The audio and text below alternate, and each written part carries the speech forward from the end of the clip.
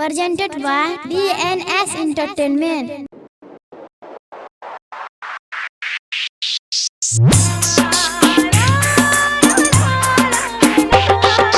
DJ Lal Babu, DJ Lal Babu. तू सुनाए सनम देके गईलू तू गम, अब सुनाए सनम देके गईलू तू गम। कैसे जियब तोहरा बिन संसार में, दिल भइल दीवाना तोरा प्यार में, दिल भइल दीवाना तोरा प्यार में। तू सुनाए सनम देके गईलू तू गम, अब सुनाए सनम देके गईलू तू गम। जय मां कत्यानी रिकॉर्डिंग स्टूडियो मानसी कन्या। DJ Lal Babu, DJ Lal Babu.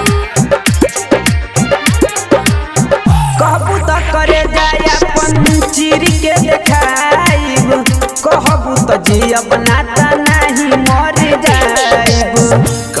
काजल, मैं जानता हूँ कि तुम सिर्फ मुझसे प्यार करती हो, सिर्फ मुझसे। मैं तुम्हारे बगैर जिंदा नहीं रह सकता। Don't touch me.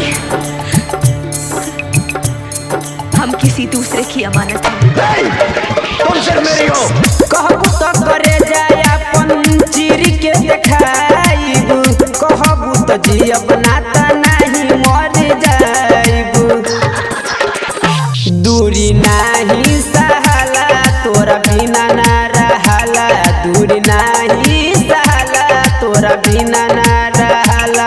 कैसे जियब तोरा बिन संसार में, दिल भइल दीवाना तोरा प्यार में, दिल भइल दीवाना तोरा प्यार में। जय मां कत्यानी रिकॉर्डिंग स्टूडियो मानसी कन्या। DJ Lal Babu, DJ Lal Babu. कहलू हो कि प्यार तोहर कबो ना भुलाइब, तोहरा खातिर सुनो सजन दुनिया से लड़ जाइब। नहीं, तुम सिर्फ मेरी हो और किसी की नहीं हो सकती। हम दोनों के बीच अगर कोई आया तो समझो वो मर गया। काजल, इन हाथों ने सिर्फ हथियार छोड़े हैं, चलाना नहीं। कहलू हो कि प्यार तोहर कबो ना भुलाइब, तोहरा खातिर सुनो सजन दुनिया से लड़ जाइब। लिखे राइटर रमजान, गावे अफरोज